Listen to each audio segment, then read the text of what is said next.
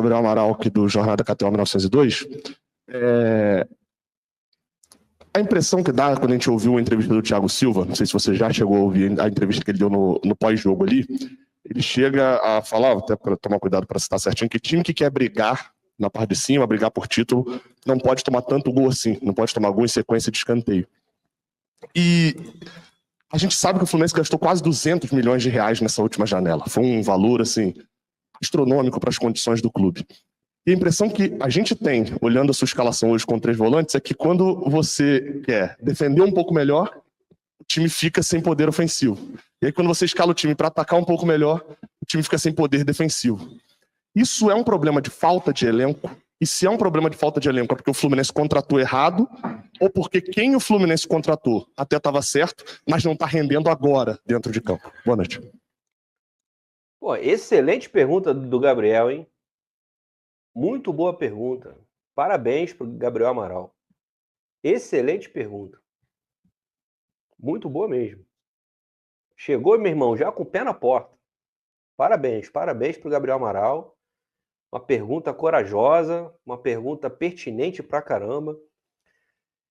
Seria boa se essa pergunta fosse para o Mário, né?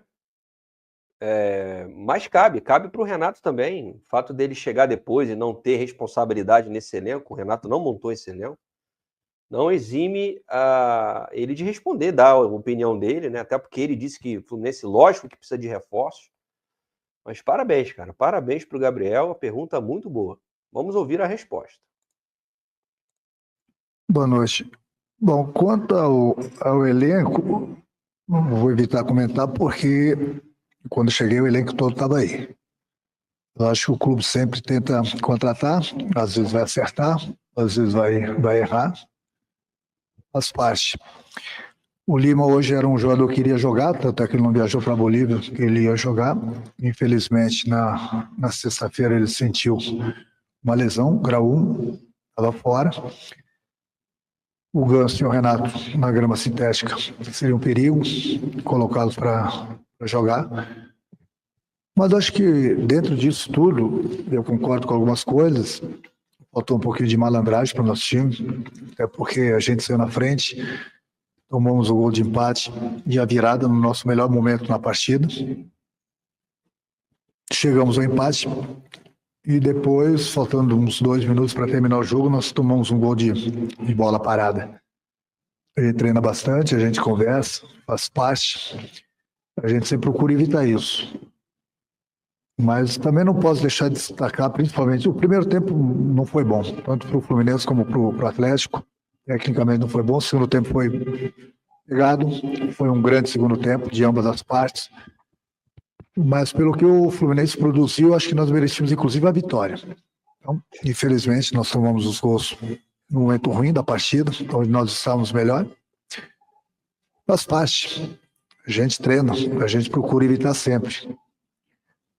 Também enfrentamos uma grande equipe, tem grandes jogadores, tem um grupo forte, tem dinheiro.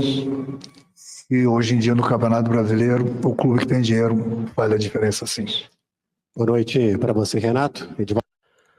A pergunta foi muito boa. Claro que a pessoa ideal para responder essa pergunta era o Mário, não o Renato. Ele não formou esse elenco.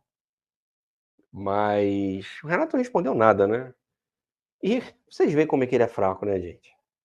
Ele achou o primeiro tempo ruim dos dois times e achou o segundo tempo muito bom. Por quê? Porque o primeiro tempo acabou 0-0 e o segundo acabou 3-2. É sempre o resultado. Se fosse o contrário, se o primeiro tempo tivesse terminado 3-2 e o segundo 0-0, ele ia falar o contrário. Quando eu falo para vocês que o Renato é um incapaz, é por isso, cara. O Renato não tem qualquer leitura tática de jogo. O Renato não sabe nada, gente. O Renato não sabe nada.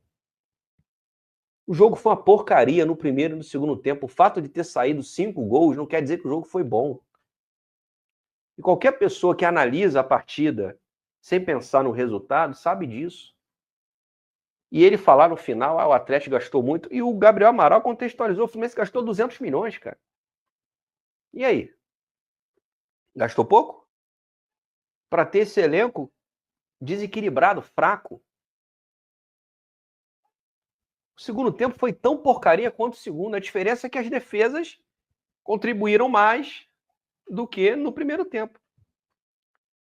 Olhem os gols como saíram, pô. O primeiro gol da partida é um presente do Lianco que acha que joga. Um zagueiro fraco.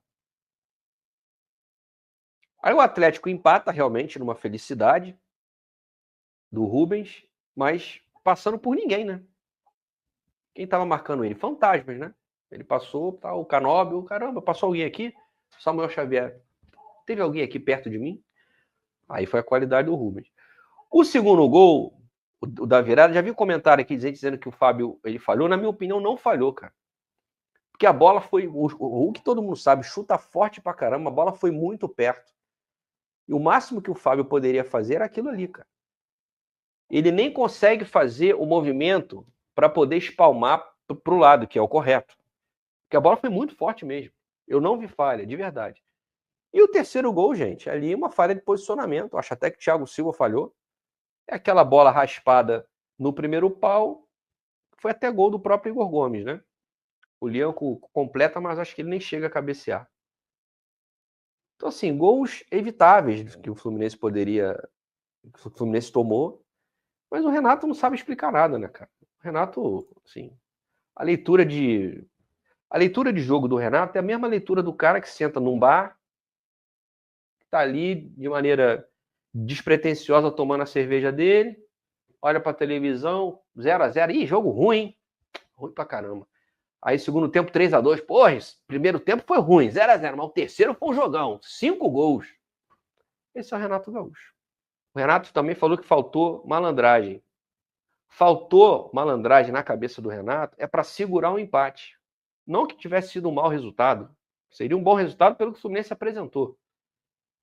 Mas ele já queria que o jogo acabasse. E era um jogo acessível para o Fluminense ganhar. O Atlético deu espaço para o Fluminense fazer gols.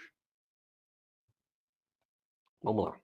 Não, mas quando fala malandragem, eu falei, na pior das hipóteses, o jogo estava 2-2. Está faltando 2, 3 minutos para terminar o jogo. Sempre falo para eles, no final do jogo a bola não pode nem chegar próximo da nossa área. E o Atlético teve 2, 3 escanteios seguidos. Foi no momento que ia queimar a última substituição para colocar um zagueiro, porque sabia que no final do jogo o Atlético iria colocar a bola na área. Mas infelizmente nesse tempo aí a gente tomou o terceiro gol. Então a malandragem que eu falo no vídeo, no dia a dia, eu passo para eles. No final do jogo, não pode a bola chegar nem próximo da nossa área. Então, infelizmente, a bola chegou, tiveram 2, 3 escanteios, tivemos uma falha na marcação e, infelizmente, nós tomamos o terceiro gol. As análises do Renato é tudo aquilo que a gente está vendo. Ele não faz nenhuma análise aprofundada do que é. Isso é verdade, A bola não tinha nem que chegar perto da área. E por que chegou, Renato? Porque falhamos. Essa é a resposta dele. Ele não consegue identificar a falha. Tem treinador que talvez ele segure e não revele para não expor os jogadores. Tá certo, não tem que expor mesmo. Mas o Renato não consegue identificar isso, gente. Não é para blindar os caras, não é porque não sabe. Para ele, erramos, pô. Vocês fizeram cagada aqui, era para segurar o empate, pô. Caraca, O discurso pós-jogo foi isso.